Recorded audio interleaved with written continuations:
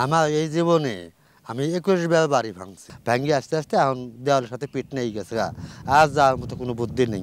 নাঙ্গের খুবই কষ্ট, থার জায়গা হাতে নাই। কোনো মেম্বার চেয়ারম্যান আমরা যদি নদীতে ভাসিয়েও যাই, কেউ কোনো সময় চায় দেয় না। মাননীয় প্রধানমন্ত্রীর কাছে আমাদের একটা আবেদন, বন্যার আগে আমরা নদী শাসন চাই।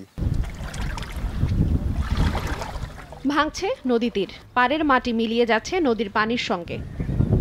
যমুনা নদীর পানির বৃদ্ধির সঙ্গে সঙ্গে জামালপুরের দেওয়ানগঞ্জ উপজেলার চিকাজানি ইউনিয়নের চর ডাকাতিয়া, কাজলাপাড়া, মণ্ডল বাজার সহ অন্তত 10টি গ্রামে ভাঙন শুরু হয়েছে।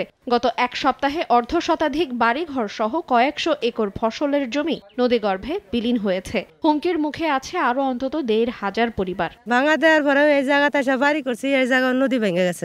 11টা ভাঙা দেওয়ার পর আবার ফির জমিন নিয়ে ভাড়া নিয়ে বাড়ি করছি, এখান থেকে উঠাই দিছি নদী। ভাঙি আস্তে আস্তে এখন দেওয়ালের সাথে পিঠ নেই গেছে, আর যাওয়ার মতো কোনো বুদ্ধি নেই। চলছে প্রেডিকশন গেম নগদ অ্যাপে। প্রেডিকশন করে জিতুন জিক্সার বাইক, টিভি, স্মার্টফোন সহ আরো অনেক পুরস্কার।